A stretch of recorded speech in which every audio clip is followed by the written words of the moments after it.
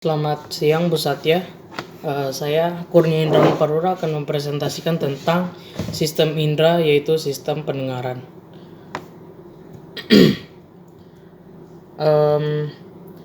Pada sistem pendengaran itu yaitu telinga. Telinga memiliki strukturnya. Ada telinga bagian luar, bagian tengah, dan juga bagian dalam. Bagian luar telinga itu terdiri dari pina yang berfungsi untuk menangkap gelombang-gelombang suara yang ada di sekitar kita, atau biasa juga disebut sebagai daun telinga. Yang kedua adalah membran timpani. Membran timpani adalah bagian telinga yang membatasi telinga bagian luar dan juga telinga bagian dalam. Terus bagian telinga yang kedua adalah bagian telinga yang tengah. Pada bagian tengah ini di dalamnya terdiri dari tabung eustachius yang berfungsi untuk menghubungkan telinga dan juga faring.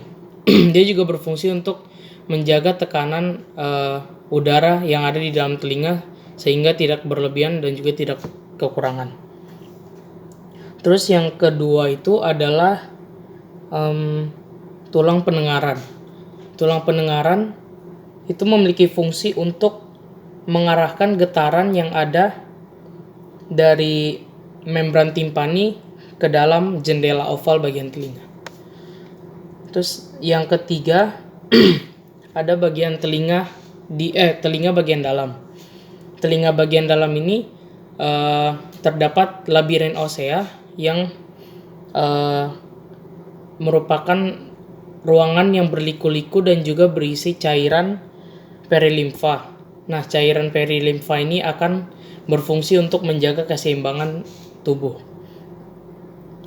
Pada labirin osea ini, pada bagian telinga di bagian dalam ini terdapat juga vestibula, kanal semisirkunalis dan juga koklea. Vestibula itu adalah reseptor keseimbangan di tubuh kita. Terus yang kedua adalah kanal semisirkunalis, itu adalah 3 buah saluran yang ada di telinga bagian dalam kita. Terus yang ketiga adalah koklea, yaitu rumah siput. Rumah siput ini terdiri dari tiga fungsi, yaitu yang pertama adalah skala vestibuli dan juga skala timpani itu terdiri dari cairan perilimfa atau berisi cairan perilimfa. Terus yang kedua adalah skala media, itu berisi cairan endolimfa, dan yang terakhir adalah di bagian bawah koklea itu terdapat organ korti yang berfungsi untuk memberikan rangsangan ke otak dan agar impuls yang datang atau gelombang yang datang itu bisa diantarkan ke otak dan juga diterjemahkan oleh otak. Proses pendengaran pada telinga. Yang pertama itu, daun telinga akan menangkap semua gelombang-gelombang yang ada di sekitar telinga, lalu menggetarkan gendang telinga. Jadi daun telinga akan menangkap suara dan langsung memasukkannya ke dalam gendang telinga sehingga gendang telinga bisa bergetar. Setelah itu, gendang telinga akan meneruskan gelombang suara itu ke tulang pendengaran kita. Setelah itu, gelombang suara juga akan diterima oleh selaput tingkap oval dan menggetarkan cairan limfa yang ada di vestibuli. Setelah itu, gelombang suara yang sudah ditahan di dalam skala vestibuli itu akan disalurkan atau akan diberikan ke organ korti supaya bisa diantarkan ke otak dan diterjemahkan oleh otak melalui impuls. Mekanisme keseimbangan. Mekanisme keseimbangan itu ada 2.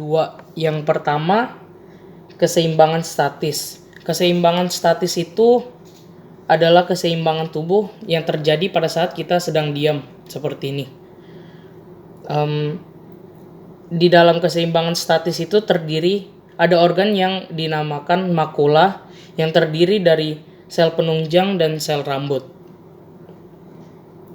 Massa gelatin yang timbul mengandung otolit atau endapan kalsium. Jadi otolit atau endapan kalsium itu yang ini, yang bagian paling atas. Jika kepala tegap, otolit kita itu berada di puncak sel rambut. Jadi kalau misalnya kepala kita miring itu, kalsium atau otolit itu akan menarik sel rambut ke arah miringnya kepala kita.